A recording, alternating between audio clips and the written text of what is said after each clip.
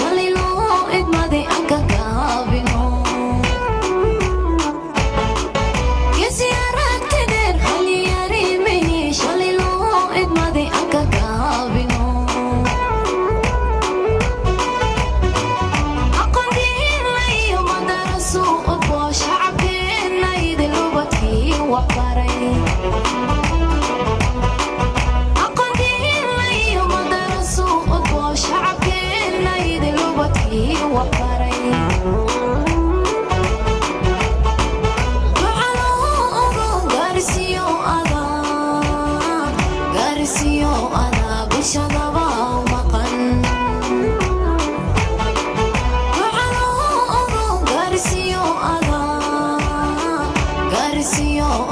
bulshadaba u maqan adan baraa dadkiyo dalka wada anfacay allahayow ku daa adan baraa dadkiyo dalka wada anfacay allahayow ku daa ducadahu ogow gaarsiiyo adaa bulshadaba u maqan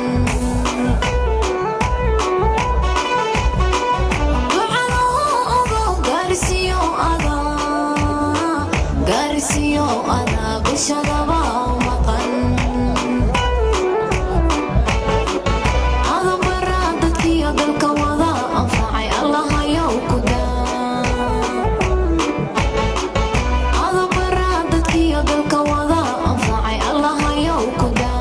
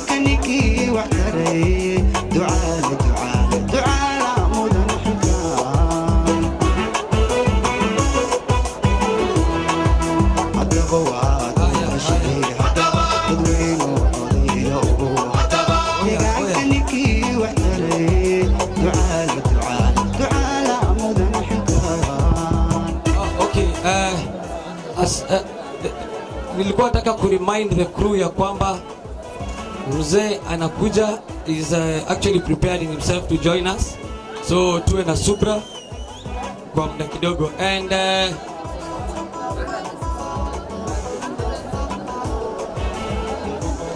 kuna watu wa township hapa. Township. Okay.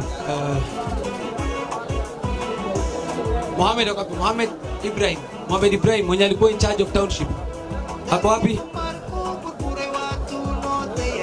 Okay.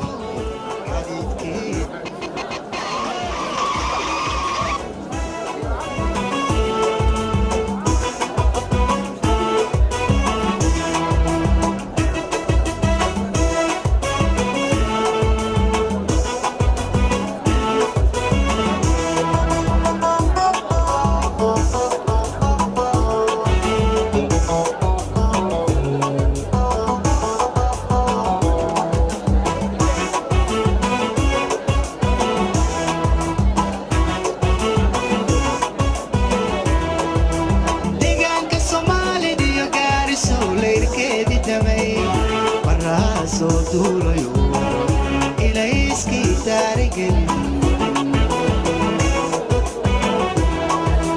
deegaanka Soomaalida iyo Garissa leyrkeedi damay maraa soo duulayo ilayskii taarigelin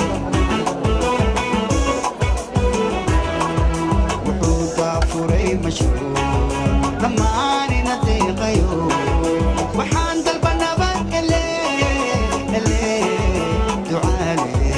ducaale codkaaga sii wuxuu daafuray mashruuc dhammaanina deeqayo waxaan dalba nabad hele ducaale codkaaga sii haddaba waa doorashee dadweynu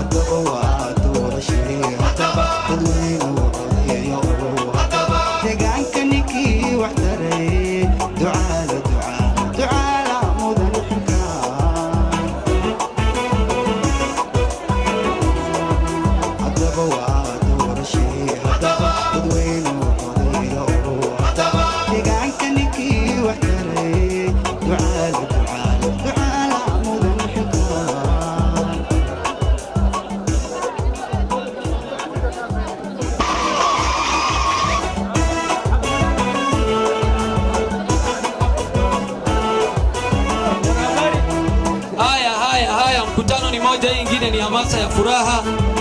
Vijana oye! Vijana oye! Oye, naomba tuketi chini. Naomba tuketi chini, mgeni wa heshima anakaribia kuja. Tafadhali. Haya, DJ kidogo. Haya, jamaa naomba tuketi chini. Mzee kanai.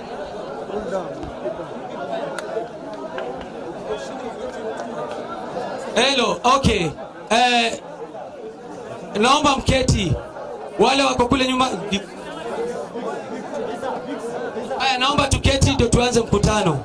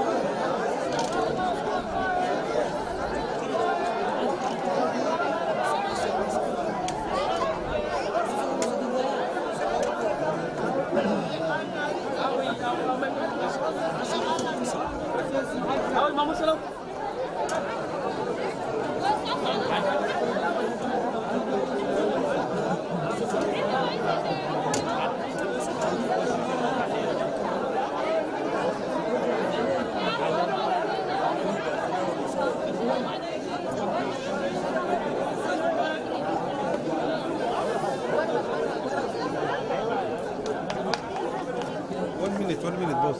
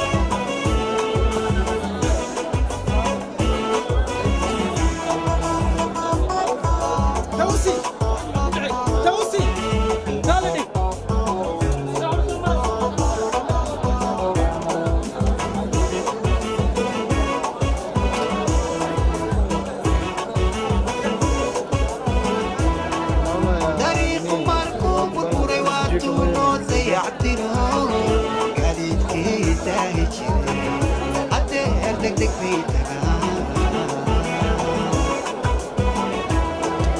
dariiqu markuu burburay waatuu noo dayactiro gaadiidkii daahi jiray hadeer degdeg bay tagaan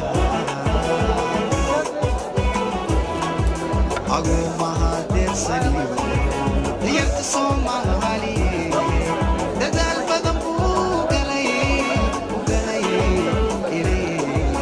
inay dugsiyada galaan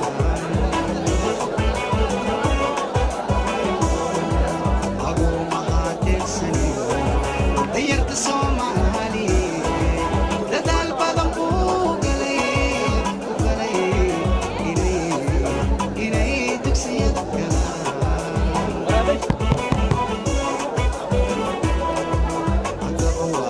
السلام عليكم ورحمة الله وبركاته. وشبه ونص على وحيرة نور بابل بليز نور بابل تكيو سيت وعيد تاين تكيو سيت تكيو سيت تكيو سيت بليز بليز صوت هذا ميلا بنانا لبوحيو شارو ورا شارو تكيو سيت بليز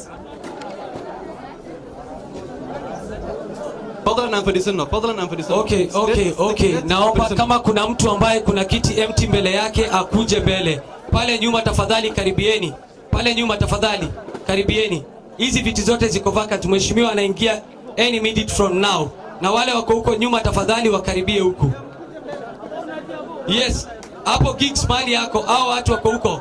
OCS tafadhali mtusaidie kuleta hao watu mbele. Asante.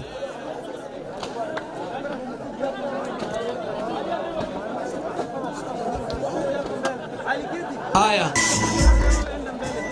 Assalamu alaikum wa rahmatullahi wa barakatuh. Vijana oye. Haya.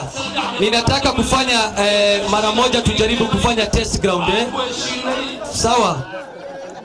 Nikitaja word yako nataka mheshimiwa ajue umefika ndio aanze kuja kutoka. Sawa. When I say your word you shout on praise your hand, okay? Markan magaca word kaaga sheego wa inaad gacantaada kor u taagtid. Okay. Vijana oye. Upande hii vijana oye. Huko nyuma vijana oye. Hapa hivi vijana oye. Haya kule nyuma vijana oye. Sasa tutaanza na 15. Kama uko kwa nyumba na uko kwa 15, nataka sauti yako ifanye juu zaidi. Sawa sawa? 15 oye. 15 juu mikono ya 15, mikono ya 15. Very good. Aya, township oye. Township in the house. Aya, Waberi oye. Waberi mikono. Aya, Waberi in the house. Tumebakisha nani? Galbet. Thank you very much. Inaonekana Galbet. Kama wewe ni speaker, if you are a speaker, please come to the podium. Kama wewe ni speaker, tafadhali kuja kwenye podium. Ndugu yangu OCS, tafadhali karibu kwenye podium pia. Vijana wako wakaribie. Haya. Mara ya mwisho. DJ tupatie ile ngoma yetu kwanza tu test ground.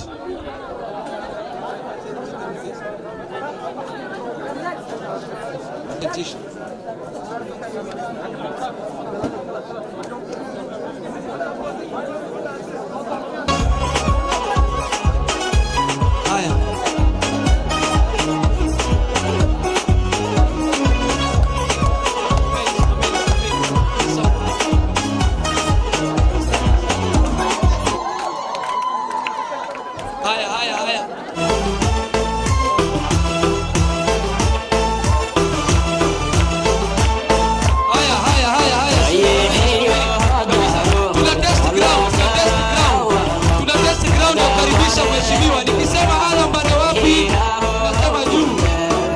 Nikisema Duale, unasema 20 bila. Nikisema Duale, unasema. Nikisema Duale, mnasema. Nikisema 20 bila, unasema Duale tena. Haya. Okay, tuna carry out test, sawa. Duale tena, sawa. Duale tena, mnasema 20 bila break. Duale tena. Duale tena. Nikisema 20 bila break, mnasema duale tena. 20 bila break. 20 bila break. Asanteni. Haya, karibieni mbele, karibieni wale wako nyuma, karibie mbele.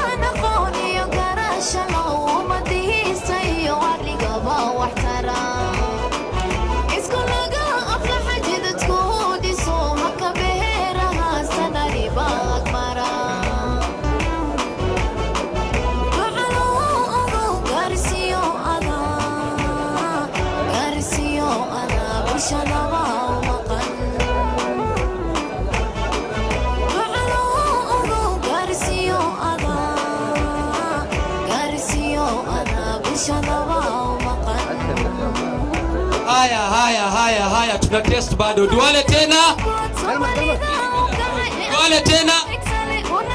20 bila break. 20 bila break. Haya, mheshimiwa anakuja in 5 minutes. Before that tutakuwa na quick introduction. I want, kama wewe ni speaker, tafadhali ukuje huku mbele. Na baada ya hapo mheshimiwa ndio huyo, tumkaribishe kwa makofi, tumkaribishe kwa makofi. Haya. Makofi kwa DJ. Haya. Twende. Duale tena.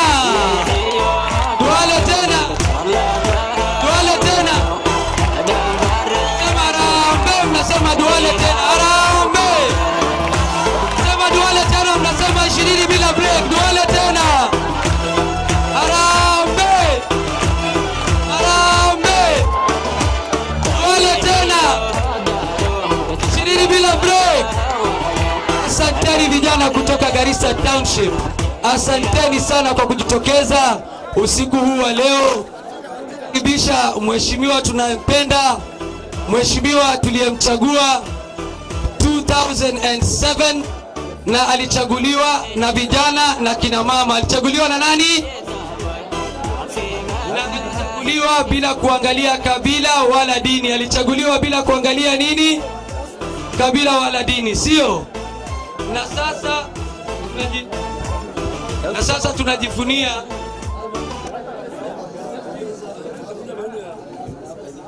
Naam, asanteni sana vijana wapendwa kutoka Garissa Township. Nataka tufanye crowd identification na tutaanza na wards vile tulianza hapo mbeleni. Na ndio mheshimiwa ajue ya kwamba hiyo ward iko well accommodated kwa nyumba. Nataka mpaze sauti vilivyo. Sawa sawa? Haya, tunaanza na 15 15 bana, mnaniangusha mimi wa 15. Haya, tuinue mikono juu na tupige kelele vizuri. 15. Asanteni, 15 in the house. Haya, tunaenda township. Township 15 kidogo huko ni 8, hapa tuko 9. Haya, bado tujue Waberi in the house. Sasa tumebakisha wazito. Haya, Galbeta. Mheshimiwa, umeona Galbeta iko juu zaidi. Haya, asanteni. Thank you very much. Haya, moja ya township ya mheshimiwa. Nikisema Harambee, nataka wasikie mpaka Nairobi wajue tumeshikilia Simba. Tumeshikilia nani? Nikisema Harambee mnasema Duale tena. Nikisema Duale tena mnasema 20 bila break. Sawa sawa? Harambee. Duale tena. Very good. Hiyo ilikuwa ya Duale. Sisi mnajua president wetu ni nani? Nikisema Harambee mnasema Ruto.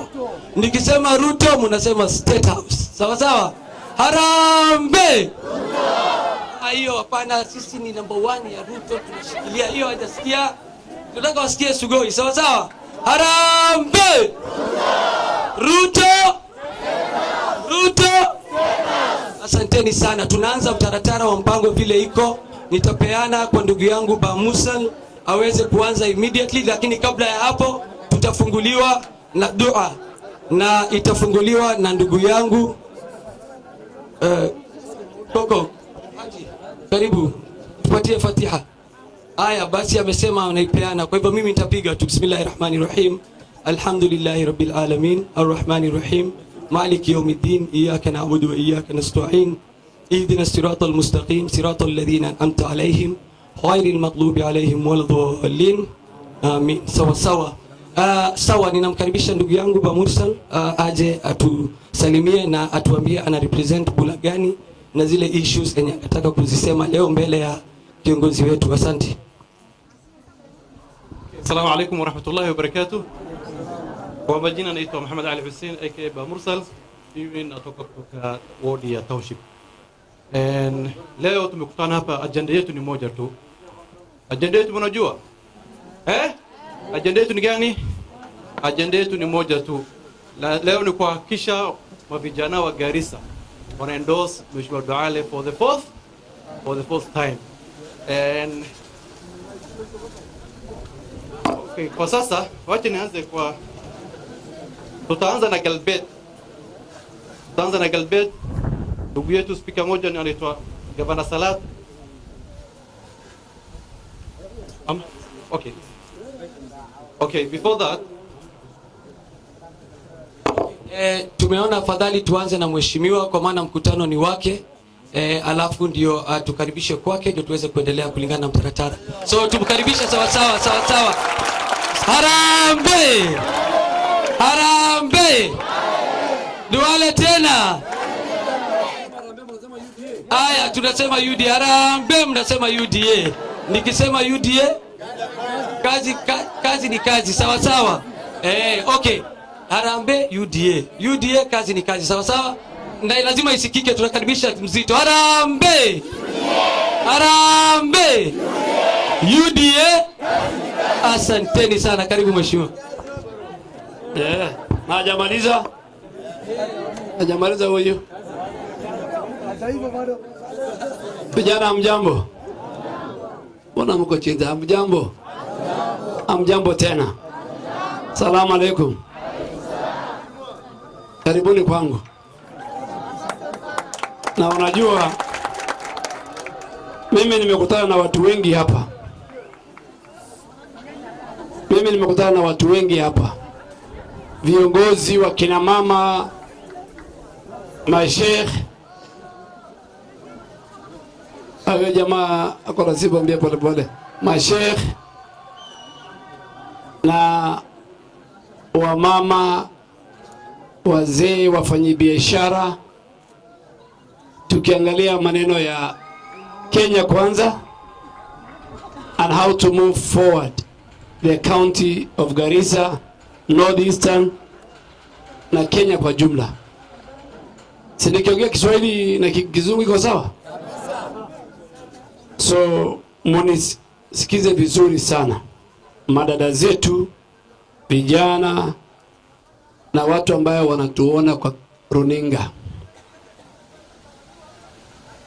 Tarehe 9 mwezi wa 8 mwaka huu inshallah, si mnajua kuna uchaguzi. Hiyo habari mko naye? Kama vijana mko na habari hiyo? Hiyo uchaguzi si uchaguzi ya kawaida katika nchi yetu. Si kawaida sababu ni uchaguzi ambaye rais ambaye anaondoka mamlakani amemaliza mhula wake wa 10 na anaenda nyumbani kabisa. It's called a transitional election. So number 1 is a complete change of guard. Ni rais mpya atachaguliwa, atakuja na sera mpya, na nchi iko na nafasi ya kuchagua kiongozi mpya. So number 1, hii uchaguzi ni tofauti kwa vile rais ambaye anachaguliwa ama ule ya kwanza anastaafu anaenda nyumbani baada ya kumaliza muhula wake wa miaka 10. Ule anachaguliwa atakuja na mabadiliko mengi ambayo inahusu wa Kenya na nchi kwa jumla. Na katika hii uchaguzi kuna watu ama kikundi mbili tofauti. Kikundi moja inajiita ni watu wa kuzimia. Si mnajua hata kuzimia? Wanajiita azimio, lakini sisi tunawaitanga watu wa kuzimia. Na kuna kikundi ingine ya mahaslas. Na tofauti yao ni mchana na usiku. Ni mchana. And that is why you young people must make a decision in this election. You young people of Garissa County, Wajir County, Mandera County, Marsabit and Isiolo call together northern Kenya, you must make a decision, just like the many other millions of young people in Mount Kenya region, in Western, in Nyanza, in Eastern, and Rift Valley, and in Nairobi, will make a decision. So hamwezi kusimama kando ya hiyo majadiliano ya kisiasa mwaka huu na uchaguzi na museme liwe liwalo, wacha uchaguzi ifanyike. You cannot be bystanders. Hamwezi kuchungulia hii uchaguzi kutoka mbali. You must be players. You can't be fans. Do you know the difference between playing and being in the stadium as fans? In the election, you have no choice. You have to be the players. And you must vote.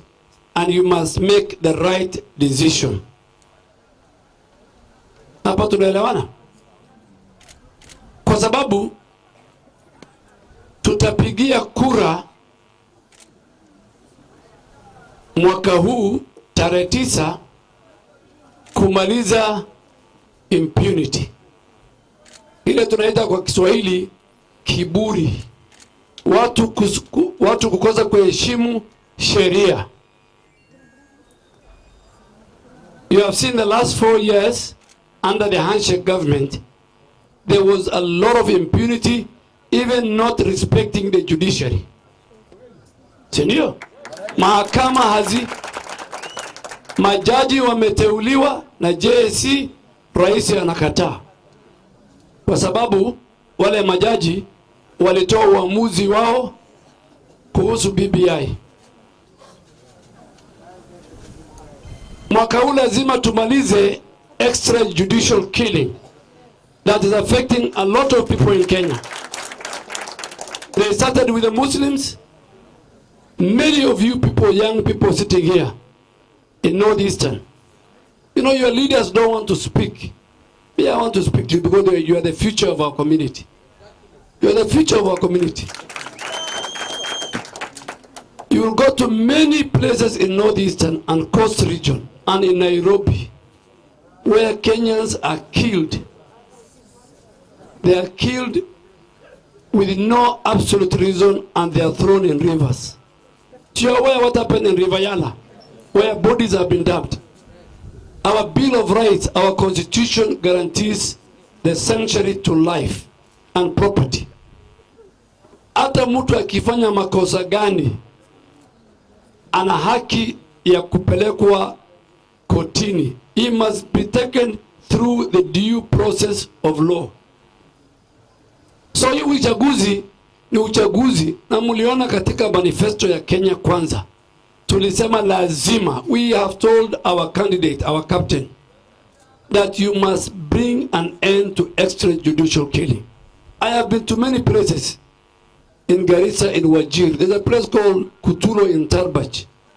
You will find over 300 mothers who lost their sons, their daughters, and their husbands and their brothers through extrajudicial killing.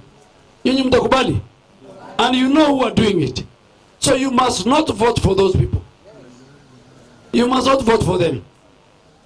This election is about those who want to amend the constitution for their own personal interests and those who want to protect the constitution.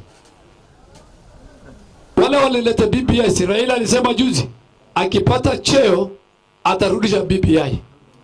BBI ilikuwa inakata pesa ya Garissa, Wajir, Mandera, Marsabit, even Tana River here, and Lamu. Tana River gets 4 billion. Very little money. They said it will be reduced by 2 billion. Lamu gets 1.9 billion. They say Lamu will be reduced by 800 million. Mandera by 2 billion. Garissa by 7 billion.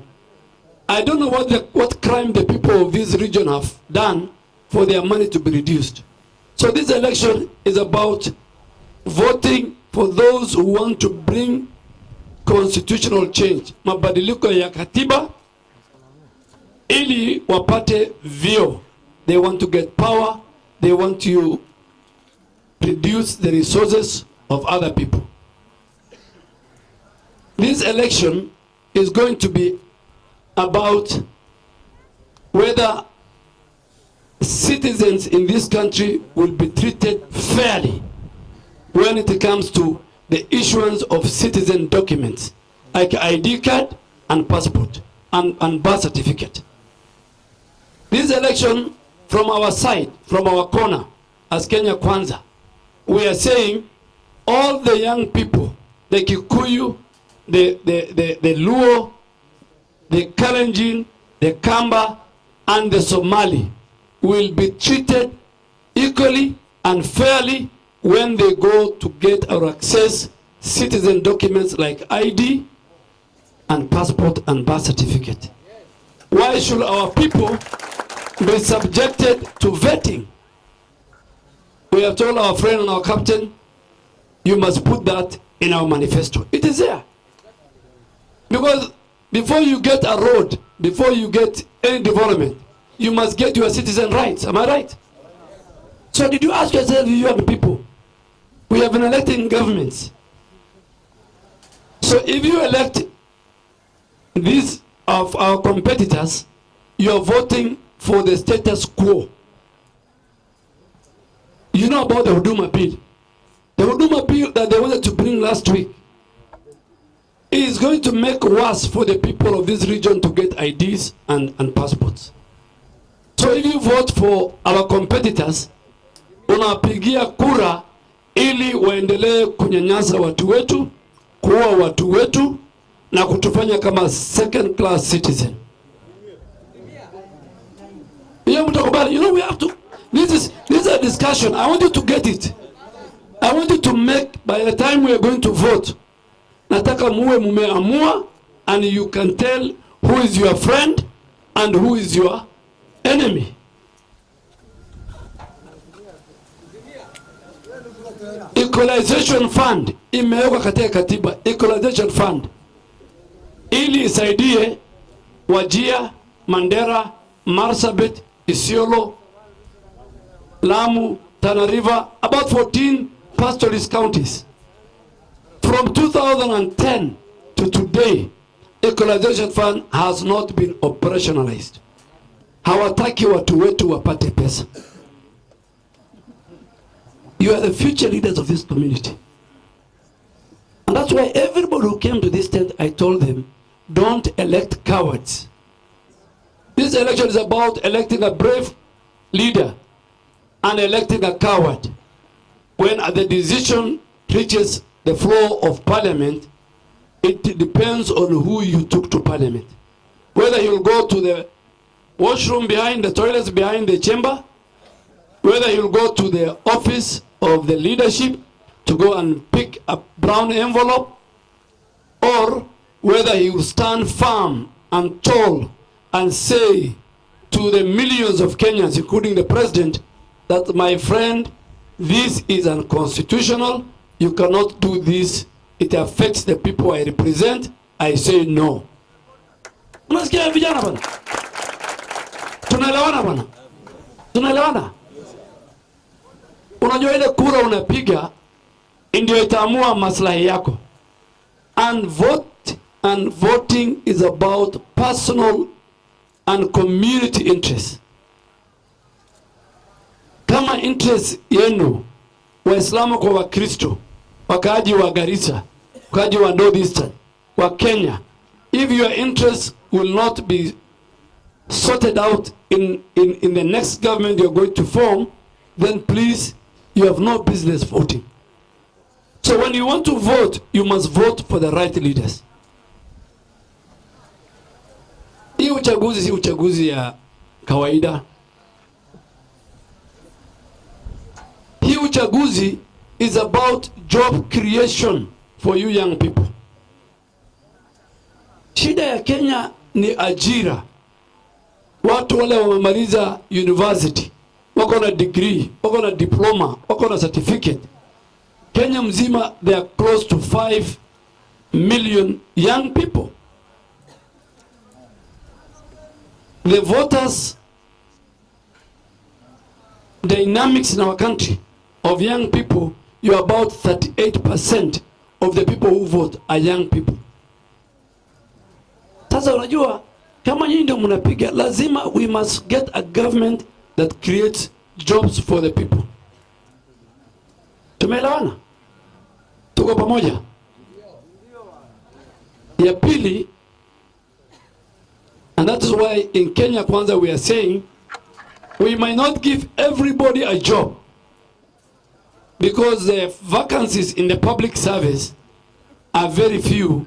We must create a fund to make sure the young people sitting here and many who are watching me will access that fund, if it is in Northeastern, free of riba, and get jobs and start small businesses that they can run. That we will allocate 50 billion ili kila constituency, kila ward pesa ifike ya close to 150 million, where the boda businessman, the tuk-tuk, kijana wa kinyozi, mama mboga, msichana wa saloon, all these people can access that money and you can start your own small business in what we call the bottom-up economic model. Kwa sababu ukisema utawaandika vijana wengi kazi, lakini ajira, job creation, it's going to be on the ballot. And you guys vote, so you must vote for a government, for a coalition that has an agenda. The third thing which Kenya Kwanza talks about is universal health care. Watu wengi wanashinda kwenda hospitali kwa sababu hawana pesa. So mnajua hiyo?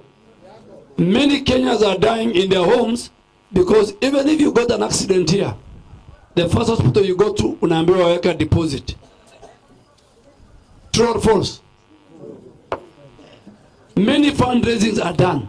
Many people cannot access fair, equitable, affordable health care. Kenya Kwanza inasema we will reform NHIF in the next 100 days of our administration. Ili kila mtu, kila kijana ako na kadi ya NHIF, ule anafanya kazi analipa pesa kidogo, ule hana kazi serikali inamlipia, akigonjeka he walks to the nearest health center, anatibiwa ama hospitali, anaenda nyumbani bila kulipa. That is what Kenya Kwanza is saying. That's what Kenya Kwanza is saying. So hii uchaguzi is not about TBIM and TLala. No. Say no, bana. No. Because you must be convinced. And that's why tulikuwa na economic forums. Ili mkienda Garissa primary, hiyo ni rally. Lakini lazima tujadiliane hapo. Kikao, tunataka gumzo mtaani. Ili tujiulize certain pertinent issues affecting our people. You know, I might not be there. I might not be there. You guys, some of you might not be there during the election. But you know, we must discuss it. We must discuss the interests of our region, the interests of the community.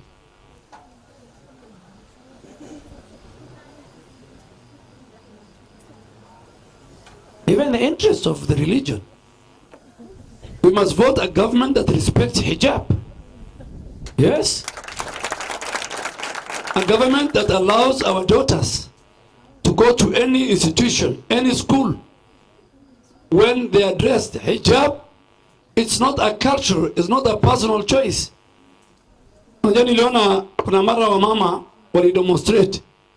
They said, my choice, my dress, my choice. Yes, to some people. But in the Islamic context, I want to say it. Our daughters, our mothers have no choice. Their choice is in the Quran. Their choice is in the Sunnah of the Prophet. Am I right? A Muslim girl, in terms of her dress, is not her choice. is a choice of the religion. My sisters, am I right? Yes. No, am I right? Yes. I'm not offending the women of Kenya. Women have been highly regarded and respected in Islam.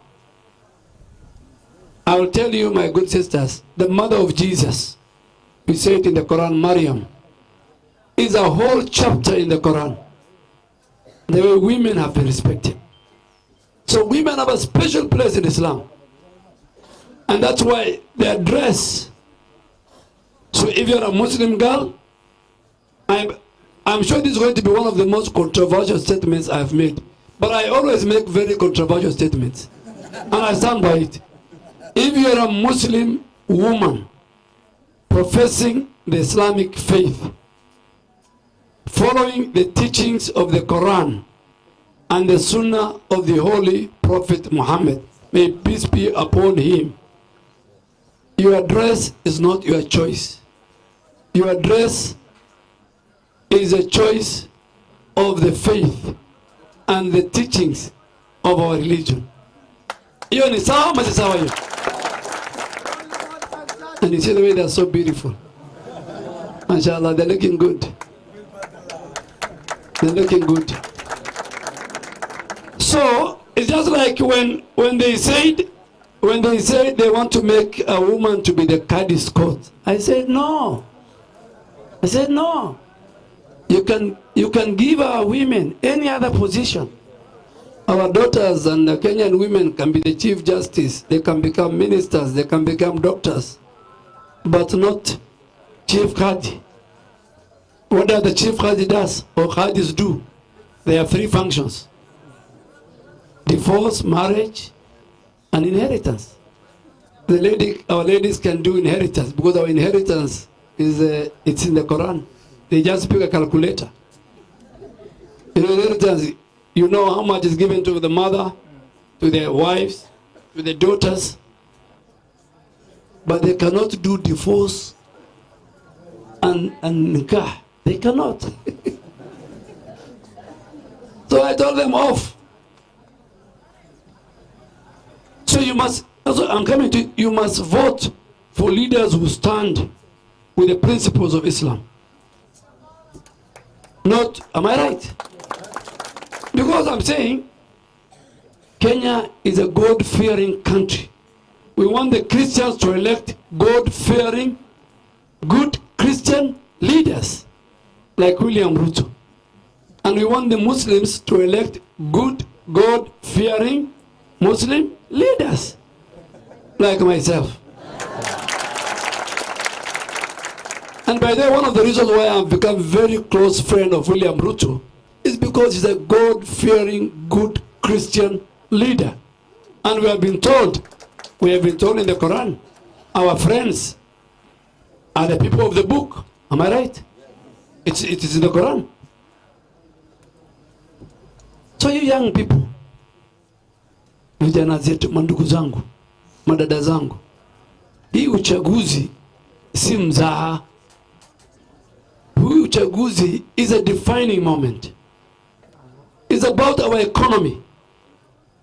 Uchumi wa hii nchi.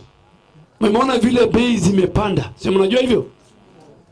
Mmeona katika hii nchi deni za nchi zimefika 13 trillion. Kibaki alituachia 1.8 trillion. The first 5 years of Jubilee, we only took 3 trillion.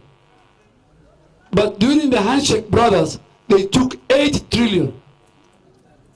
Inna lillahi wa inna ilayhi raji'un. Somebody saying that. 8 trillion. And I'm not saying I've been the leader of majority. I know what I'm talking about. You know, I'm not a street guy. I know my facts even in Parliament. I know my facts. 8 trillion. Kenya sasa imekuwa choked na madeni. We must get a government and leadership that will remove Kenya and take it back to where Kibaki left it. And we say freedom. Yeah, freedom is coming. I'm telling you. Freedom is coming. So this election, young people, this evening why I have called you. And I've called you now because I wanted to talk to you.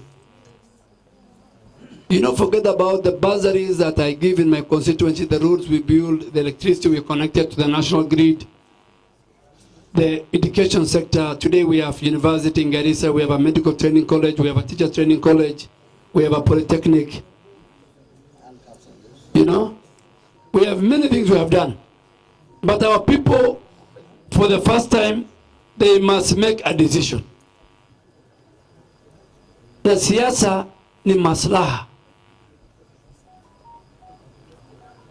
Ni maslaha. You must think about the interests of yourself, the interests of your people and the region and the country. Why was I the only one who opposed BBI? I said no to BBI. You saw my colleagues walianza kushona uniform. You know, you don't permit a uniform until you know what is in that uniform. No. You saw many people here in Garissa Primary. I told them, you are getting 70 constituencies. So where is the share of Northeastern or Northern Kenya? None. You are reducing the resources of our region. Why? Nobody could give an answer. So why should I vote for it? Am I right? Yeah, because I go to Parliament to represent the interests of people. Mimi nawaomba nyinyi vijana, hii kura mkienda kupiga lazima munyoroshe watu wengine. I am telling you.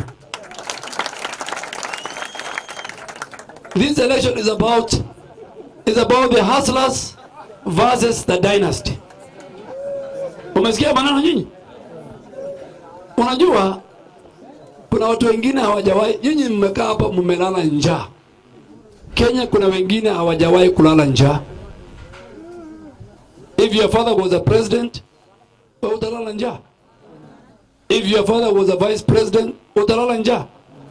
Hawa hawajui kulala njaa. Ukiuliza Uhuru Kenyatta mambo ya kulala njaa atakwambia imeandikwa kwa gazeti leo. Ukiuliza Raila Odinga, wewe ulitembea bila viatu, anakuambia kwani mtu amesahau viatu nyumbani? Because they don't understand that.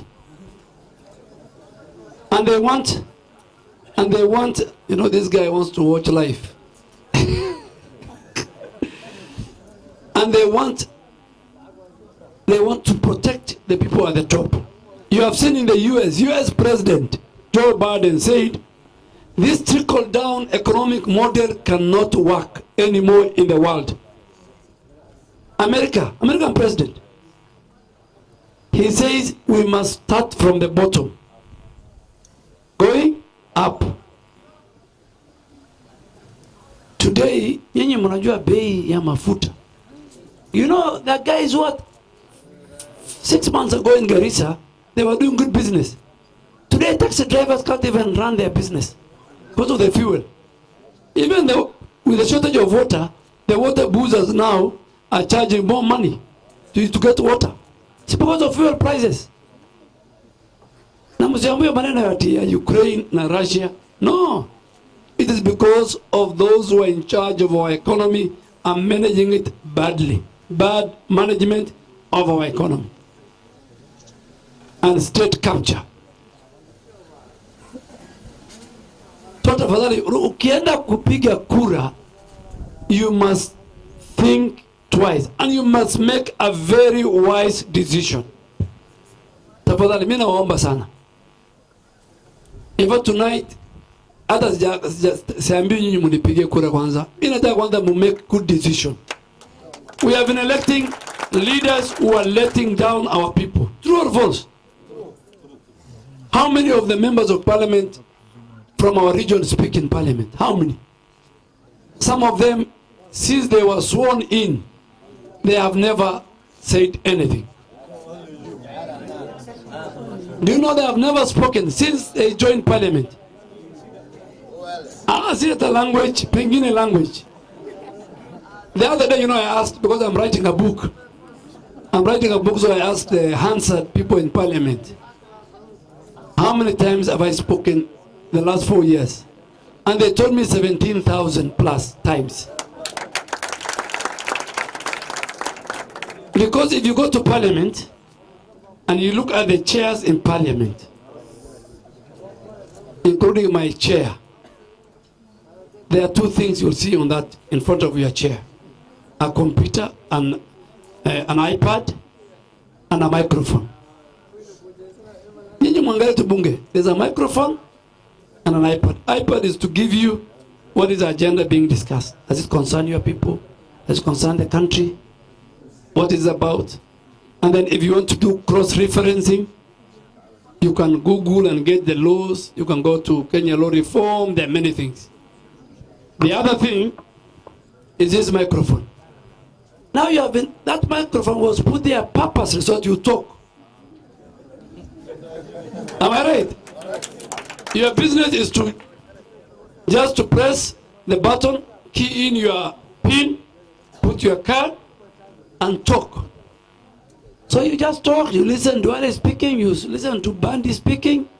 Your business is to watch them, and then you go home. Hapana, musichague bubu.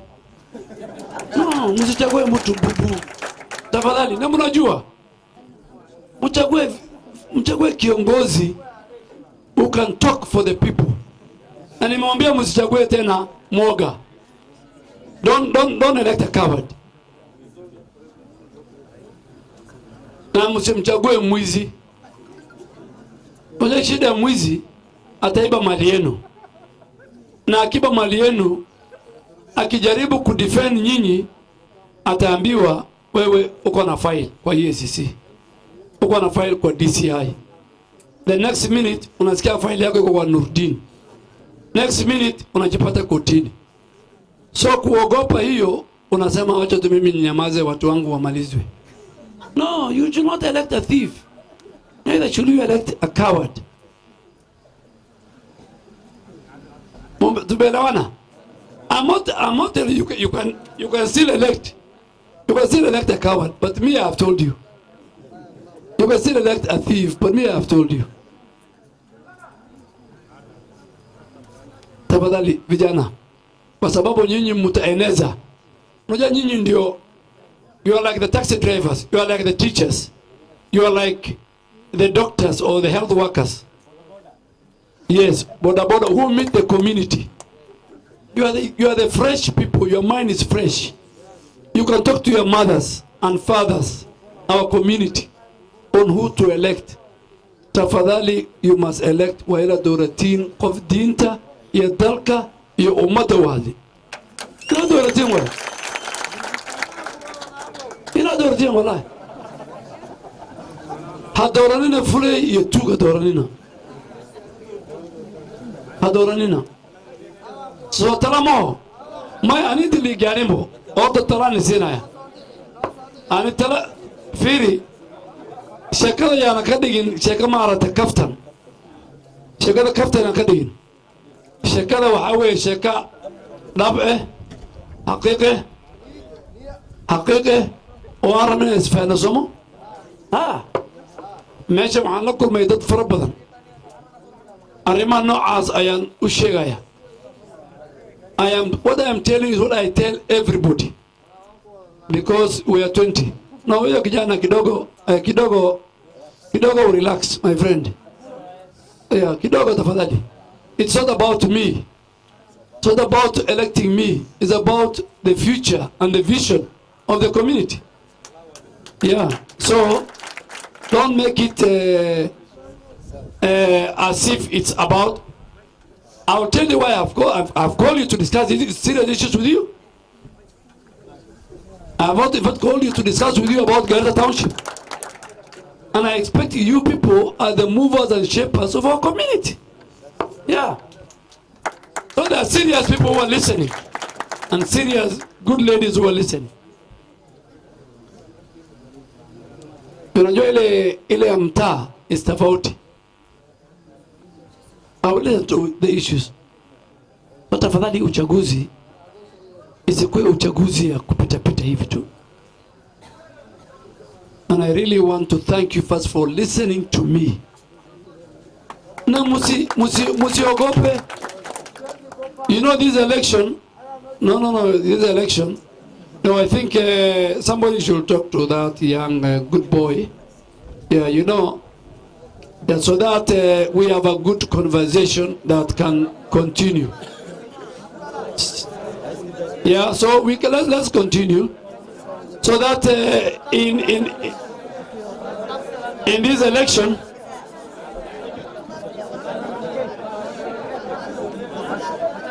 wacha tu kijana kae. Kama sitia. Come here. Pigeni makofi.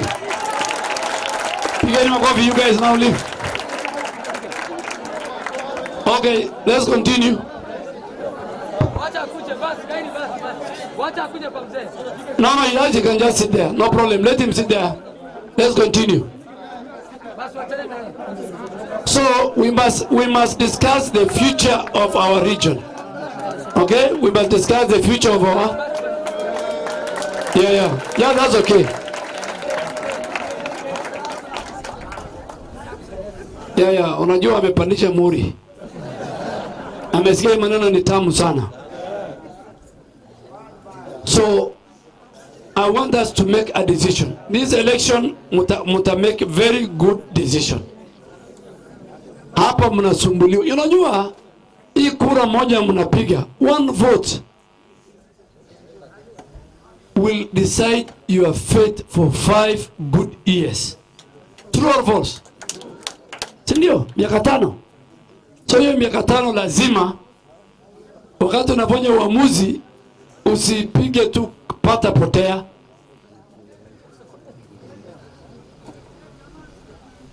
And I want to assure you, Kenya Kwanza will win this election by 10 a.m. Si wale walitutisha na maneno ya deep state system, si saizi wanalia ati kura inaibiwa. Si hao walikuwa wanasema wanakuwa na serikali. Walisema kwa na Uhuru Kenyatta. Wako na serikali. Sasa imekuwaje tena hao ndio wanababaika? Hapana, wameona mlima imesimama. Wameona Rift Valley imesimama. Mlima kupanda imekuwa ngumu. And let me tell you something. You know, you might not know. The MCA of the president,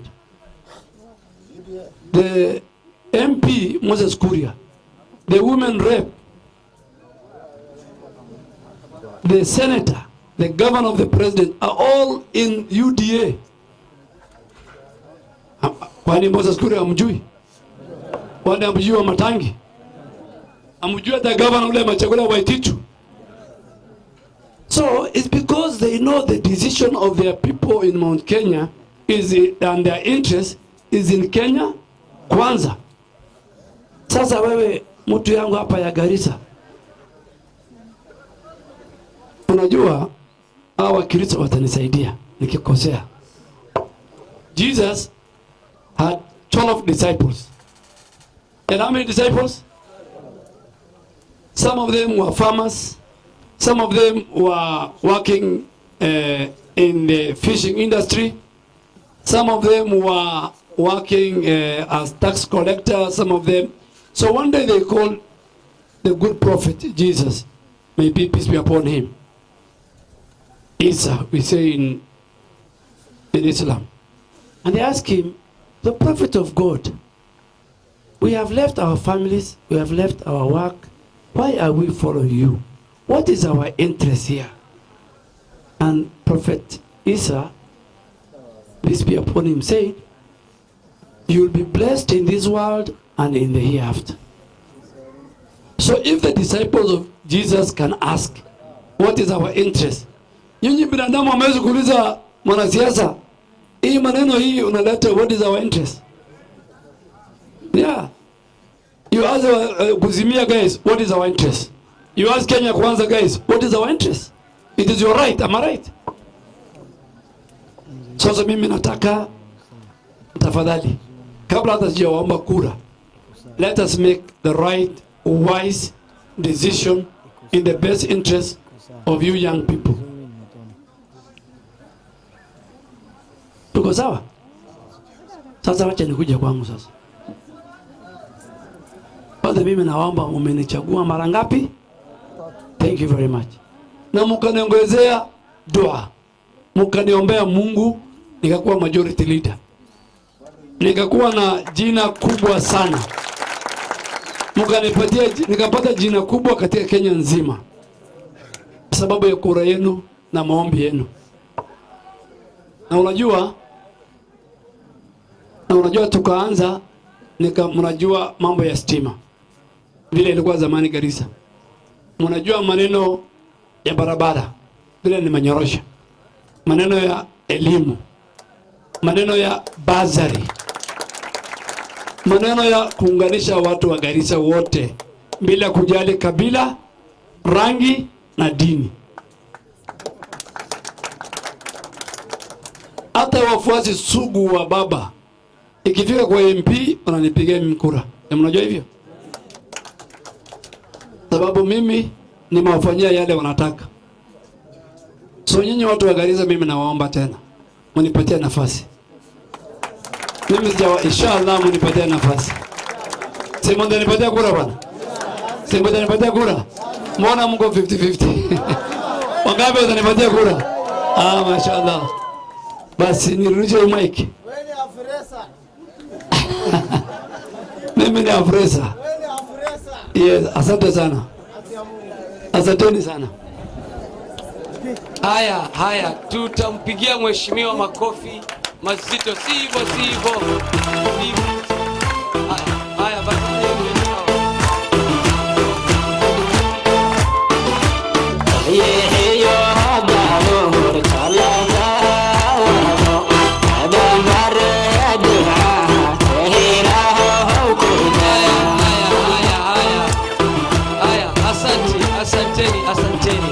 Asanteni. Sasa kwa sababu pia tuna viongozi wengi ambao wanapaswa kuzungumza, wale nitawapa nafasi, nitaomba wawe ni wakuja haraka sana. Haya, na tutapeana dakika mbili. Lakini kabla ya hapo nilikuwa namsikiza mheshimiwa, nikaona ni afadhali ni seme Kenya amesema kwa ufupi kama shairi. Ningependa mtu aje nishikie hiyo. Haya basi, naanza kwa kusema bismillahirrahmanirrahim. Salamu nawapa, hakika sio mzaha. Kiongozi wetu Bare Duale kwa ustadi ametuwakilisha, sheria ametunga na oversight amefanya. Siasa yake ya ujenzi, stima kila sehemu, barabara ziponywee, maskuli bazari kila mtoto amepata. Mara ya kwanza tulimchagua, chama kilikuwa ni chungwa.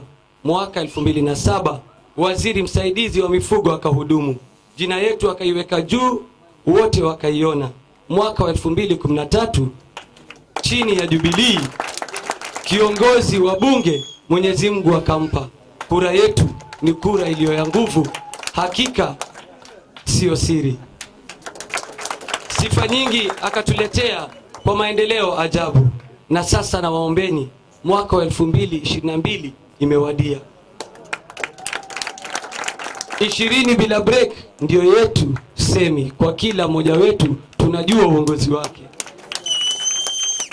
Safu tuzipange, sauti yetu aipaze, shujaa ADEN Duale, hakika kiongozi shupavu. Ni kiongozi wa wafugaji kote nchini, kiongozi wa Waislamu wote kwa ujumla. Jameni, kama kura hatumpi, tutampa nani?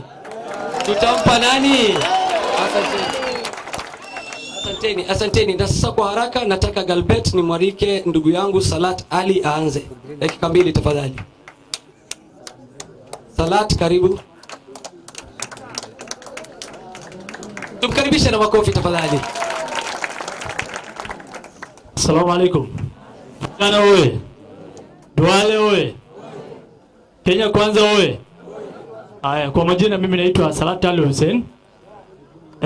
Somali ma kwanza English kama Somali kama meeshan horta waxa muhiimka waa ina ogaan hadafkii meeshan u maane waqtigiina aad buu noo cirbinaya waqti dambe la gaareen meel dheer wala kalimaade horta kwanza waxaan aad iyo aad u mahadcelinayaa mheshimiwa Duale sida ma aragtay tartiibta iyo nidaam kale oo ma aragtay horta meeshan uu ugu soo dhaweeyay waxaan ku leeyahay mheshimiwa asante sana, thank you very much.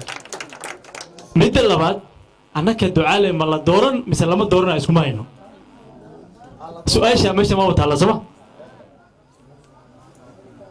nin waxaa jire book qore bookga marka the last page wuxuu ku qoray flies dies to COVID because it like somebody to tell the COVID is about to be closed wuxuu dhahay daqsiga wuxuu u dhintaa oo bahasha COVID waa garanaysa waa bahasha gaalada markay dhintaan la geliyo way muxuu waayo u dhahay qof u sheega bahasha in la xiri soo ma arkin muraayadaasaa looga furaa marka intay fiirinayaan waxaa jirta waxa loo farewell party ama the last respect waa aragteen oo malaynay daqsigaas asaga war ma hayo meeshaas uu geli muraayadaas lagu dhaxiri so it like somebody to tell the COVID is about to be closed so you must think and you must be a critical thinkers ina noqono waa anag 207 if you remember aben qaras ilaahay subhanahu wa ta'ala jannada ka waraabiyo waa garanaysi how anaga arigiisa pick up tagaal dama ka fuli jirnay at the evening and the morning hours you remember you guys anaga Garissa visitors kuma nana midda labaad 2013 markaan Duale'S haddana soo dooranay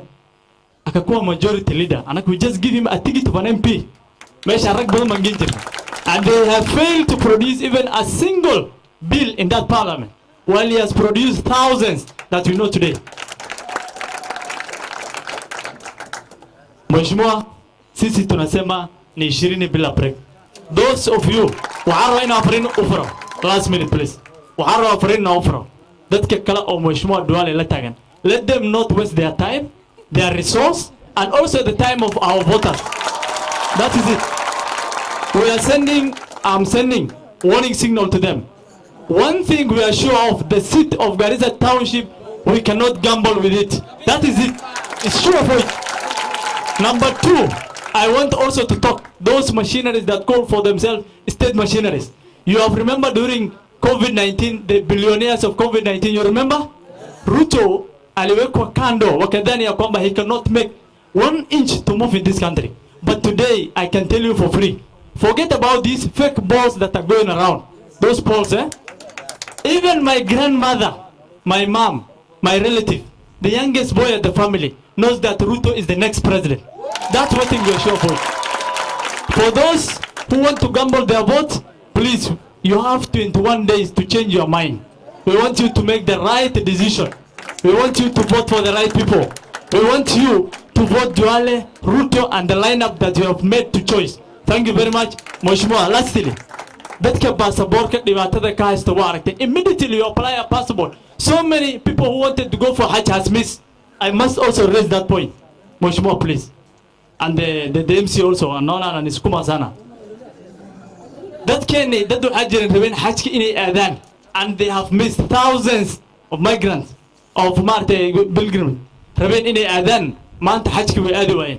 Maxay ku aadi waayeen? Markay saa u apply gareeyeen system baa jirta loogu talagalay FCDC counties, Frontiers Counties Development Council yaa la geliyay. Marka passport saa u apply gareyso halkaasaa lagu gelinay. Waxa keli ka saari kara waxa ku leeyahay waa NIS.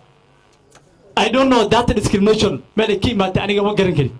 Mheshimiwa, the first assignment inshallah taala tukiapisha wewe na tukiapisha Mheshimiwa William Ruto the 5th president inshallah. Kwanza hiyo kwanza ikuwe scrap. Number 2, this is story of waiting for kipande pia itolewe. That is it. Haramna ina soo celisin zamani waxa jiri jirtay ardayda in iskuulaha kibandada loo geeyo. Mheshimiwa, haramna system kaas ina the hustler nations ay soo celiyaan please. That's the request. Midda kale anaka codsanayna waxa waaye this is story of baska markuu inta ka baxo as if anaka we are not Kenyans. Pia tunataka hawa wanaitwa multi agency team pia mchukulie wao hatua kali sana. I have to say because I know what it is. Sio? Hatuwezi ogopa. And we are Kenyans, we are standing here as people of Kenyans. Sisi hatukuingia kwa dirisha. So mimi fahami. Horta meesha yani lacabsini niga. Ya magaalada marka joogtiin Mheshimiwa, I remember one day we were Garissa marka joogtiin madaxa ku socdaana niga dambeeyay. Aan tukana ay hapa. Meeta msemaha. Vijana mkiwa hii town mnatembea na kichwa sababu Mheshimiwa Duale'S kwa wapi? Tuko nyuma yetu, si ndio? Asanteni sana, Mungu awabariki. Lastly, they say if you don't go after what you want, you will never have it. If you don't ask, the answer is always no. If you don't step forward, you are always standing at the same position. Thank you very much, Mheshimiwa. Wale walikuwa wananiambia wewe uko pande gani? Tangu 2007 to date hadi tumpeleke yeye Punge, mimi niko nyuma ya Mheshimiwa Duale'S. Thank you very much. Kabisa ndugu yangu ameongea vizuri na amesema ya kwamba sisi tusitishwe, au sio? Tusifanye nini? Na amesema 21 days you make the right decision. Nataka kumwalika ndugu yangu Abdi Hafid dakika 2 tafadhali. Makofi Abdi Hafid. Assalamu alaikum warahmatullahi wabarakatuh. Vijana oye, wamama oye, Duale tosha. Nikisema harambe tunasema UDA. Harambe. Nikisema UDA tunasema kazi ni kazi. UDA. Asante sana. Kazi ni kazi, nikisema tunasema pesa wapi? Kabisa. Kazi ni kazi. Haya ndio hiyo, na serikali ya pesa inakuja. Sasa mimi nataka kuchukua shukrani hii kusema asante kwa mheshimiwa wetu, baba yetu ADEN Duale. Hapa ni kwetu, kila siku tunakaribishwa. Asante mheshimiwa Duale kutualika kwako leo. Ile nyingine mimi nataka kuongea nayo, mimi kwanza Abdi ndo ananijua. Sisi ni watu wa 15 province. Vijana wetu wengi walikuwa hapo nje, lakini tikiti kidogo imekuwa kidogo ndo tukabaki, lakini 15 na province iko nyuma yako mheshimiwa. Otherwise Kenya kwanza manifesto sisi wote tulisoma. Inaitwa the plan. Hiyo the plan, 50% of that plan inaongea mambo youth and women empowerment. Mheshimiwa wetu rais mtarajiwa wa 5 William Ruto alisign charter na wamama wa Kenya na youth pia kando. Simuliona? Hiyo ndo serikali ambaye iko na maslahi ya vijana na wamama. Tusibahatishe tarehe 9 mwezi wa 8 Valentino wa Adam Barre Duale na William Ruto. Ama namna gani? Sisi tangu 2007 mheshimiwa Duale, hiyo 2007 nilikuwa mdogo sana lakini nakumbuka bila uliingia. Lakini kura ile sisi tunampatianga Duale, alienda bunge kwa sababu ya uwezo wake na experience yake. Serikali ya Jubilee 2013 iliangalia ikampatia kijana yetu majority leader first under the constitution. Na haja hii tuaibisha, amefanya kazi yake vizuri. He has been very competent and he's not a lawyer by profession, lakini anashinda hata kina James Orengo bungeni.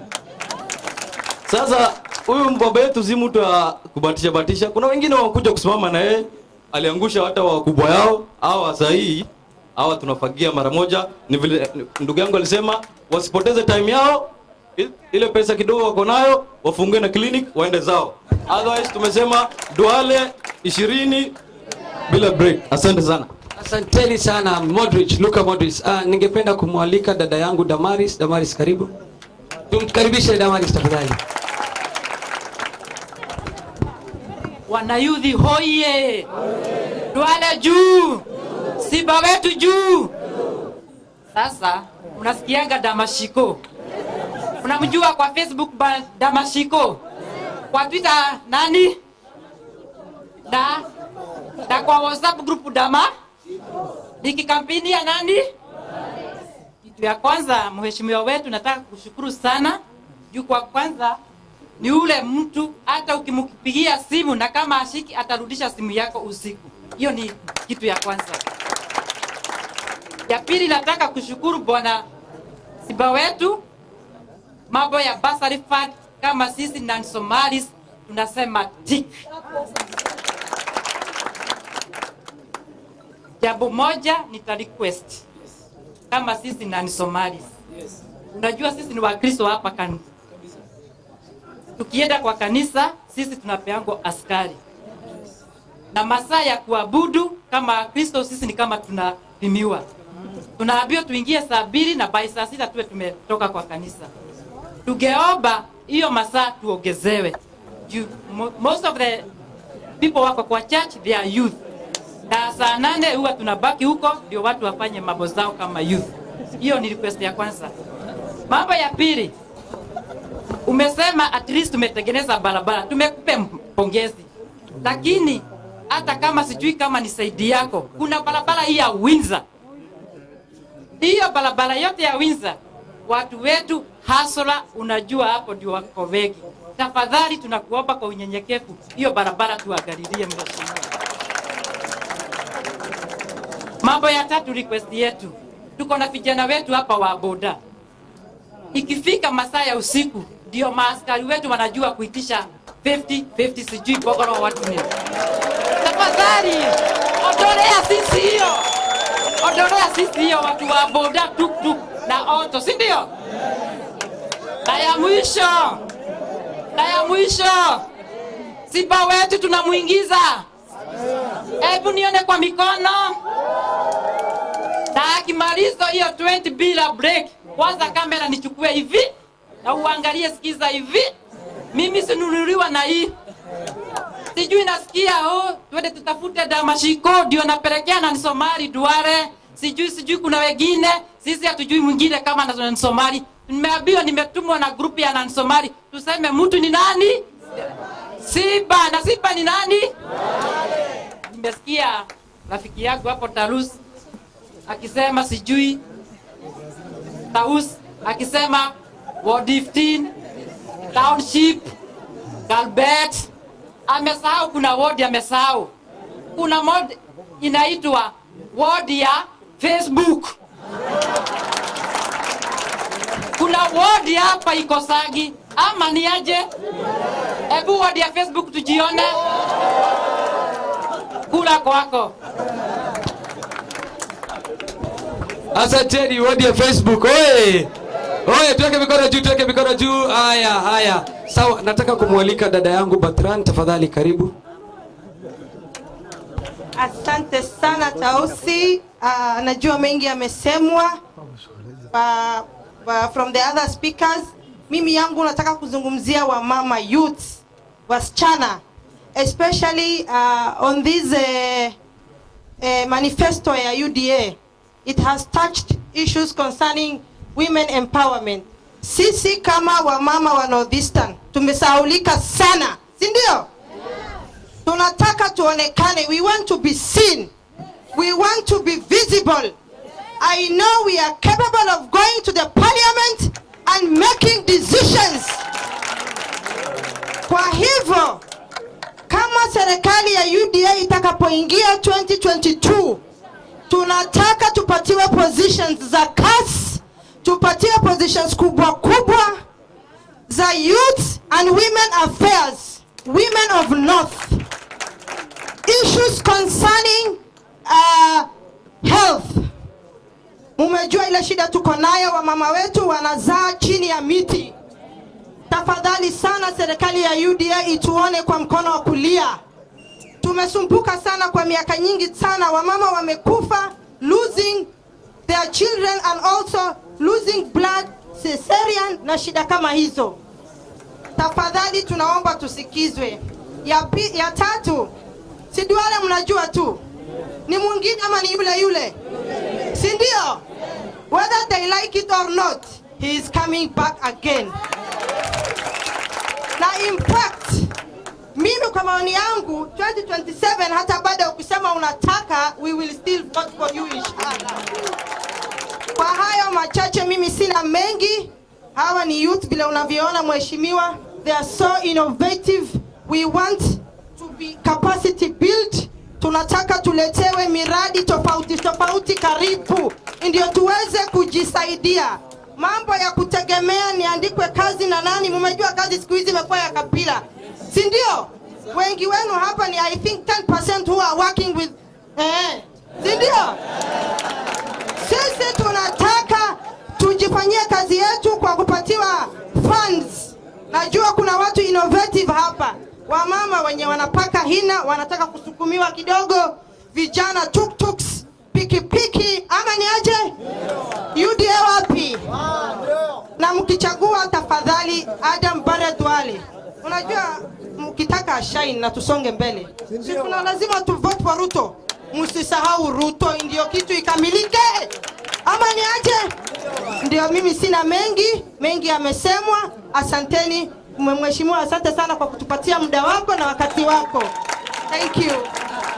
Haya. Nione kura ya Duale na Ruto, nione kura, nione. Bado kabisa, kibasa mikono juu. Very good. Sawa, dada yetu ameongea vizuri sana. Nataka kumalika ndugu yangu Ahmed Ismail. Assalamu alaikum. Because of time, I will be very brief. Mheshimiwa, my name is Ahmed Ismail. I'm popularly known as Senior Gigi on Facebook. Because of time, I will be very brief. I have come all the way from Nairobi. I was invited by my colleagues, Gigs and OCS. Mheshimiwa, mine is to recognize young people who have been with you in the course of your journey.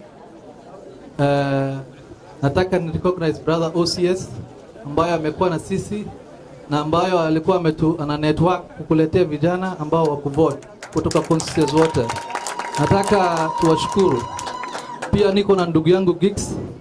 Gigs pia ndio ni recruiter wa vijana, na vile unajua mheshimiwa, youth iko na structures na wanaji-influence wenyewe. Hao vijana umeona wamekuwa na wao na wamekuwa loyalist wako. So mine is to recognize them, plus ndugu yangu Tausi, plus sister Batran. This is a network of youth who have been very helpful. To introduce myself again, because that is important to me, I am Ahmed Ismail. I'm a director of Remit Consultant. Professionally, I'm an academic consultant. I'm a continuing student at Moi University Nairobi campus for Masters of Project Management. I'm also doing Certified Procurement and Supply Professional and the Kenya Institute of Supplies Management. Nimewashukuru sana. I cannot start what Honorable ADEN Duale has done all along. You all know this is a professional discussion. Much of these young people are informed. We are not wasting time on what we have done. That is visible to everybody. Nimeshukuru sana. Nimeshukuru your invitation. Thank you so much. Makofi, Jamal Omar tafadhali.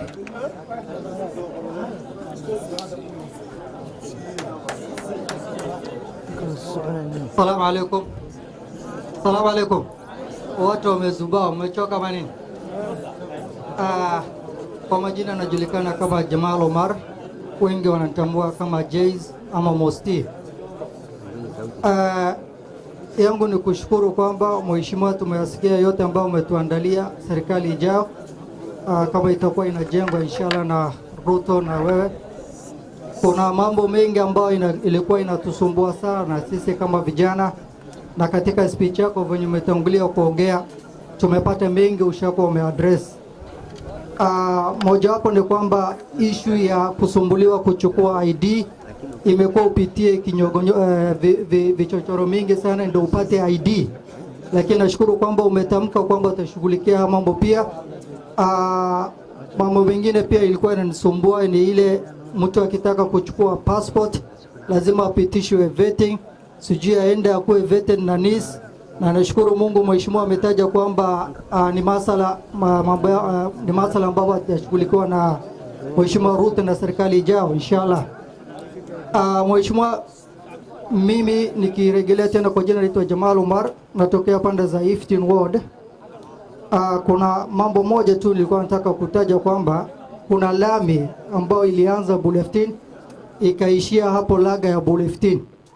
Sisi tunashukuru ukiunganisha hizo lami mbili na hii barabara ya kupita 15 Girls kuanzia Mikono utupelekee lami ishikana ile barabara ya Bulargi ya lami, tutashukuru sana ukitufanyia hiyo.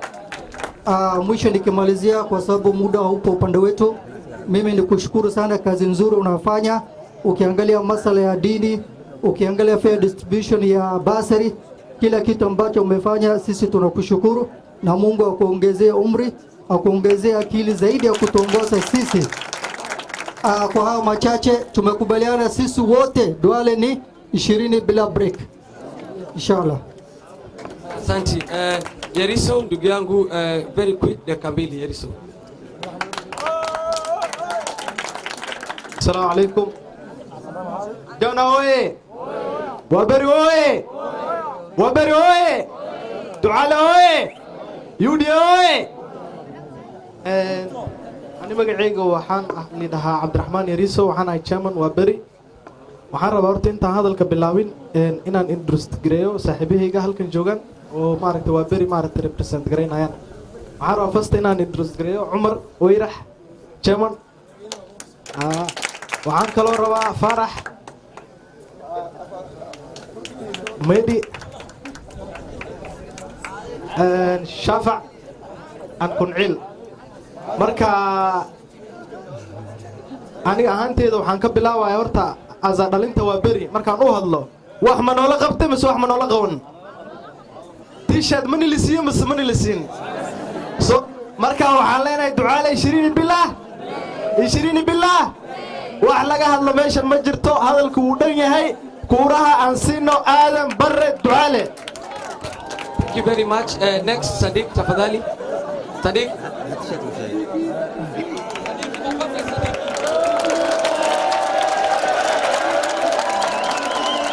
السلام عليكم ورحمة الله وبركاته. السلام عليكم ورحمة الله وبركاته. الحمد لله نحمده ونصلي ونصلي على رسول الكريم. ربي اشرح لي صدري ويسر لي أمري واحلل عقدة من لساني يفقهوا قولي. عن دقيسنو ولا وحر عن دقيسنو. دقيست أرتي لا ينتنو كل مياه ما تسكله. أنا كمان جنيتو وحنو كلنا واحد كلامه. نبى مرتونه نكا مرتونه أرتان حشمينه وحوانا أنا عايز دقيسنو متى كلنا عايز دقيسنو وحنكون نيشة هذا البدنان مبحشو وحا مهمة وين وحواي دولة أنصار السنة دولة أنصار السنة وحواي دولة آدم بر الدعالة ومراحل اللغية هواي ويوديه ويليام روتو نكا سيتو نكا بوكو حرين ninkan baan qabanayna anag waa kan ninka qabanay ninka wax nooga soo qaaday ninkan waay laakiin intu qaasayto waqtiga ka dhamaade haddii aan waqtiga ina ku dhimino anagoo dhalinyaro ah waqtiga ina dhumi dhalinyaro haddaan dhiga aan furno gabdha iyo wiilalbo meejaasayto waxbana ma jiro meejaasayto waa lagu lugoosan meejaasayto waa lagu baabaasan meejaasayto dadki iska ah oo budiga af Soomaaliya dafaamaysiin dadkii budiga waa cararka oo ka wada tagay meesha ka wada carare meesha marka anaka sideen oo lagu qasbo oo lagu wadi marka inda aan kala furno madaxana aan furno maskaxda aan furno UDA aan soo dhisano dowladana William Ruto dantayna ku jirta dantayn Soomaaliya haddana William Ruto dantayna ku jirta waxay dantayna u jirta ninka wax nooga soo qaadi lahaa waa kan laakiin duqaasayto nin wax nooga soo qaadi ma jiro nin aan ka sayno ag taagan ma jiro nin reer Garissa ma jiro eega maxay dantayna ku jirta faataxada marno ninka inoo soo geliya wabillahi tawfiq Kabisa, asante. Haya, sasa tumekaribia mwisho kwa sababu ya muda pia ndugu zangu, naomba dakika mbili tumekaribia mwisho. Nataka kumuita dada yangu Fauzia Karun. Nasikia pia due to public demand OCS ujitayarishe utaongea. Ataongea. Sawa. Kabisa. Sawa. Haya, Fauzia. OCS.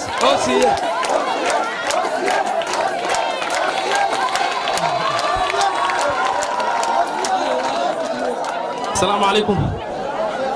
جناوي وفي عندين ما شاء الله إلهي يقوم هذا النقوري إلهي مجلس كاكيني إلهي يقول شكرنو وبيجانا قرصان لوغو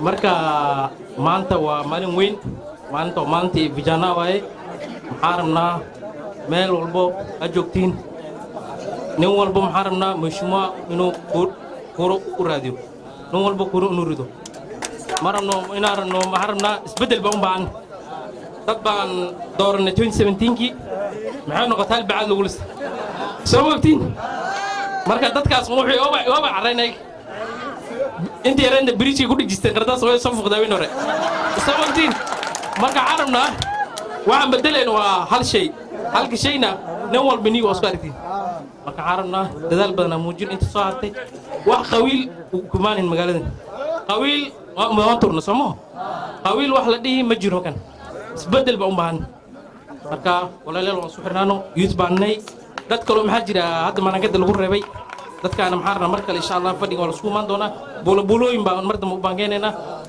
insha Allah xaba oo qabina dadkaana waxa ku dhaadin afun musamac aween kala waaye marka insha Allah wato garsanogo haya dada yangu kinay tafadhali kinay alafu mwisho kabisa tutapatiwa na Sharif So tafadhali poleni, tunajua muda umeenda. Salamu alaykum. Magacayga waa Kiin Maxamed Cabdullaahi. Garissa waa kiimaade. Waa salaamti. Shimaad ma santaay. Soo dhawo. Horta waa bari sacab lagu ma qariyaalne. Ma fahanteen? Marka ninkan hana loo dhiso. Waxaana ka codsanayaa madaxweynaha. Garissa horta waa tilmaamtay. Garissa waad hilmaamtay madaxweynaha. Insha Allah ilaahay markuu kursigan kugu guuleeyo waxaan rabnaa first priority ina Garissa siistid. Insha Allah. Marka waxaan leenahay 20 bila break. Haya, wa mwisho ni ndugu yangu Sharif. Sharif ni kijana yule mwenye ana distribute DSTV mkubwa, ni mfanyabiashara na anaongea dakika moja. Alikuwa yuko kwa list lakini ameomba nafasi. Assalamu alaikum warahmatullahi wabarakatuh. Vijana oye, wasichana oye. Mheshimiwa, hapa nimekujia matatu tu. Mheshimiwa nilituma kazi, juzi nilikuwa hapa, kuna wakati nilikuwa hapa DSTV installers alituita. Alitutuma kazi tukiwa wengi. Hapa niko na mkubwa wangu pia ambaye ameniajiri kazi mimi kama ulituambia tufanye grassroots campaign baba.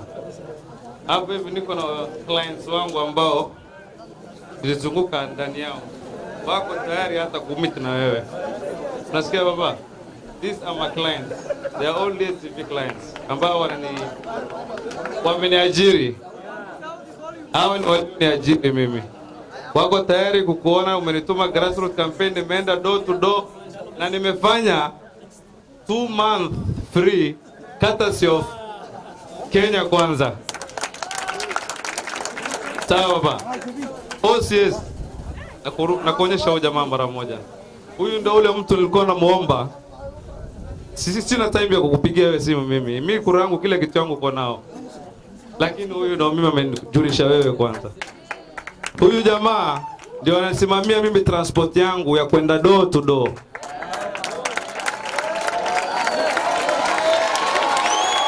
Sawa baba. Door to door ule mtu ananisimamia na kunijulia hali ni OCS.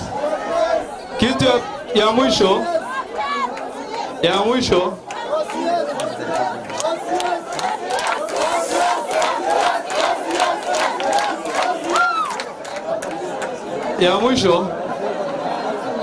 nimekuja kuondoa kitu moja kwa siasa. Kidogo vijana. Nimegundua kitu moja kwa siasa. Siasa itaki open. Siasa inataka boot. Ukisema utafanya grassroots campaign, ndugu yangu hivi chako itaisha. Nunua boot ufanye campaign grassroots. Sawa. Nawashukuru sana.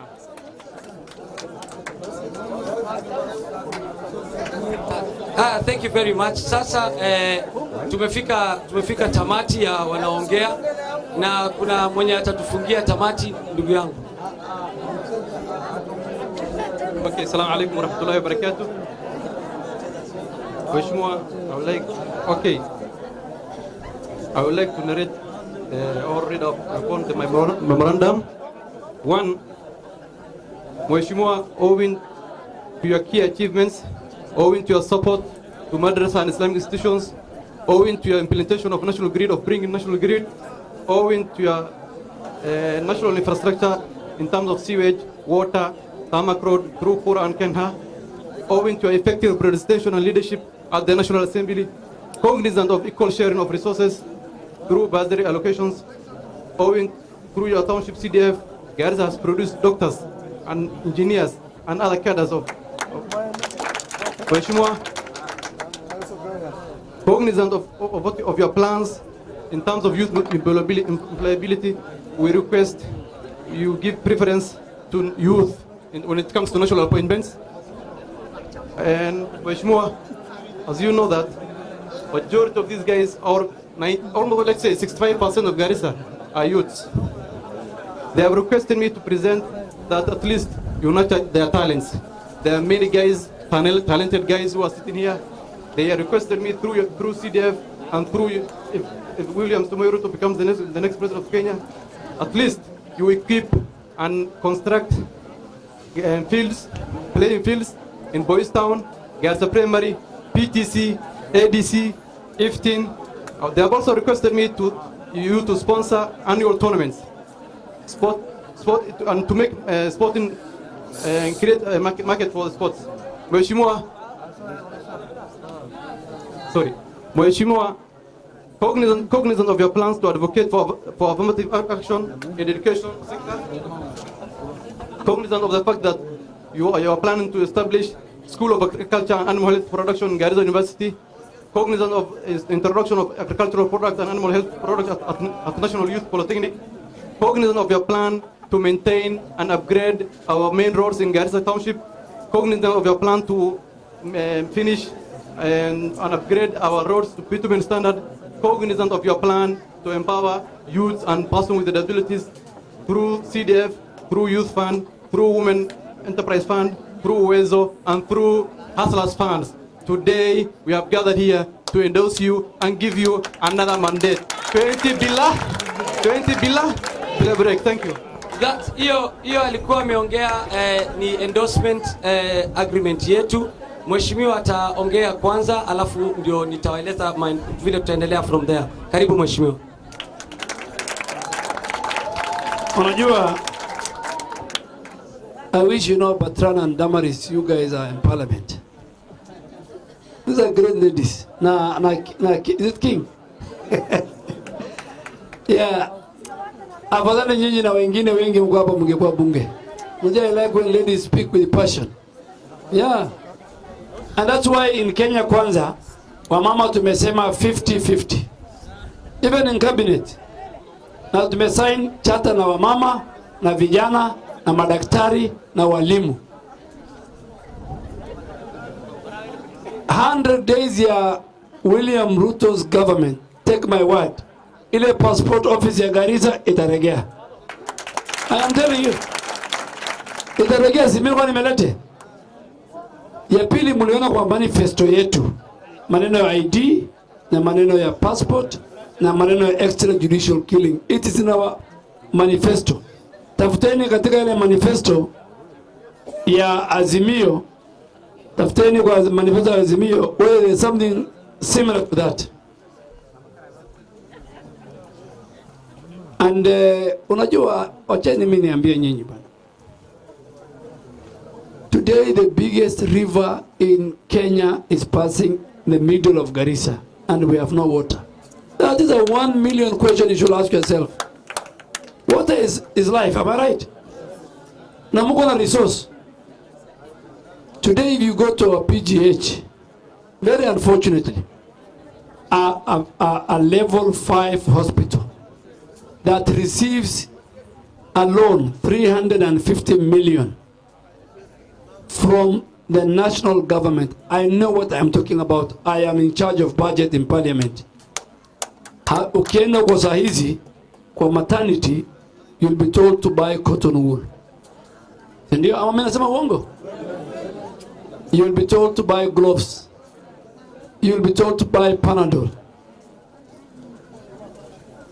It is because of leadership. It's because of management. You have an opportunity in 21 days to elect the right president, the right member of parliament, the right governor, the right senator, the right women rep, and the right MCA. You are going to vote in 6 ballot boxes. Please, if you feel all of them cannot fit your interest, afadhali usipige kwa hiyo box. You know you have the right. But there are people who go and vote for president and maybe somebody else and they walk out. Don't cast for your vote just because you want to cast it. Na mimi naomba nyinyi wale jamaa wako nyumba bana, tafadhali. You know,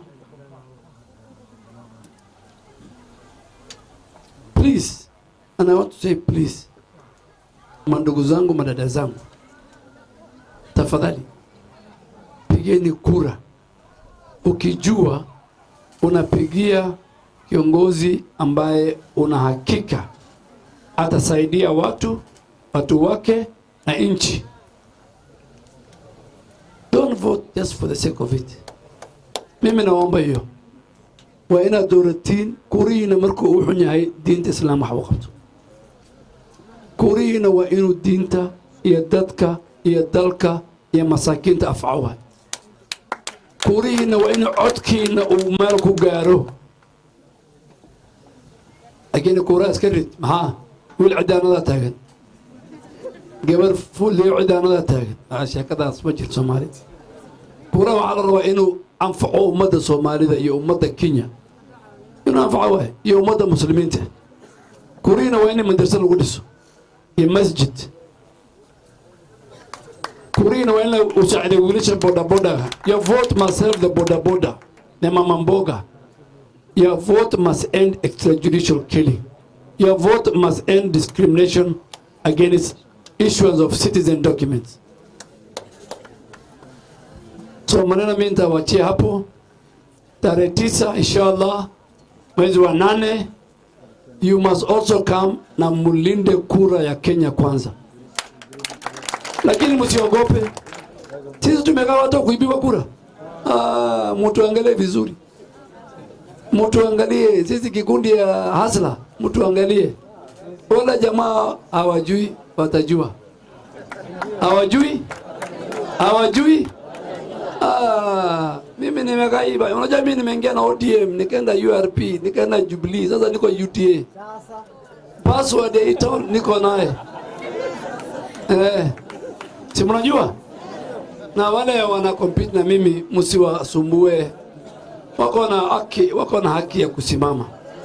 Si watu wa kuamua ni nyinyi. Sasa msiwasumbue. Hapana, mimi kutishwa. Mimi nimeshinda kutishwa na Handshake Brothers. Handshake Brothers wamekosa kunitisha mimi. Lakini wako na haki. Si maamuzi si nyinyi. Si nyinyi mtaamua. Unajua hii fujo yote watu wachane naye. Tunataka uchaguzi wa amani. Wananchi wapewe nafasi waamue. So nyinyi ni watu wa kuzimia ama nyinyi ni watu wa hasla? Hapana, nyinyi ni watu wa kuzimia ama nyinyi ni watu wa hasla? Nyinyi ni watu wa kitendawili ama nyinyi ni watu wa chief hasla? Nyinyi ni watu wa kupangwa ama nyinyi ni nini? Hamupangwi? Ati mnasema nini? Nyinyi ni watu wa bottom up ama nyinyi watu wa kubadilisha katiba? Nyinyi watu mnataka tubadilishe uchumi ama katiba? Uchumi unaleta pesa mfukoni. Hata nilisikia wakati huyu mtu alikuwa anasema harambee nini. Ikifika kwa pesa mfukoni sauti iko juu sana. Kila mtu anapenda pesa mfukoni, si ndio? Mimi nawashukuru sana hawa you great ladies and great young men who are here for listening to me and for me listening to your views. I will never let you down. I will never let you down, you guys. The vote you give me, I will never let you down. You have a trust in me. Please. Na unajua, watu hapa nimeona wameamua Garissa. Hata wengine wananiambia, hii campaign wachana naye bana. Sasa wewe unajisumbua ya nini? Lakini hapana, mpaka tupate kura nyingi ya hasla. Hasla lazima apate 40,000 votes here. Ndio? Na tunamwambia Mheshimiwa Uhuru Kenyatta, wewe wachana na sisi. Wacha sisi tupambane vizuri na huyo opponent, ndio? Sawa. Asanteni sana, mubarikiwe. I am so proud of you. I love you guys.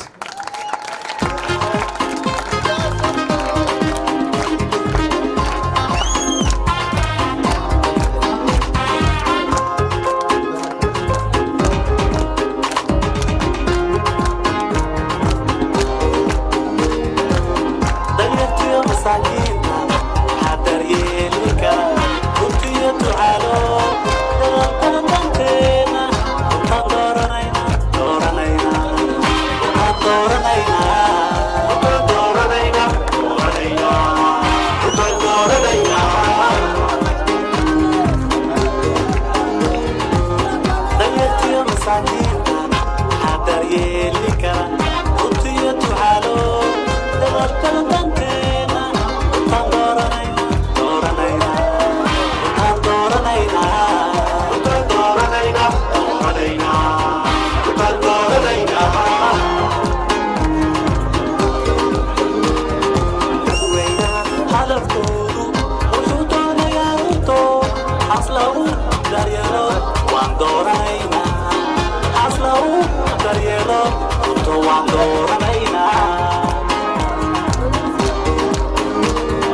dadweyne hadafkoodu wuxuu doonayaa ruto aslagu daryeelo waan dooranaynaa aslagu daryeelo waan dooranaynaa afadhiisano mheshimiwa bixi kulligeena afadhiisano mheshimiwa abaxo afadhiisano ma nin walbo meejuu fadhiyo afadhiisto please nin walbo meejuu fadhiyo ha fadhiisto haya afadhiisano nin bici kale ma jiro mheshimiwa abaxo mheshimiwa u daalinay please waa 4 saac waa la galbani ayar nin walba afadhiiso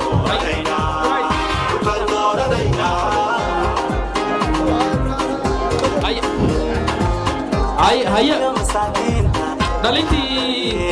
dhalinta gaasano briefin dhalinta kulli aan fadhiisano mheshimiwa aan abaxo kulligeena aan isku saarno fadhiistaan mar please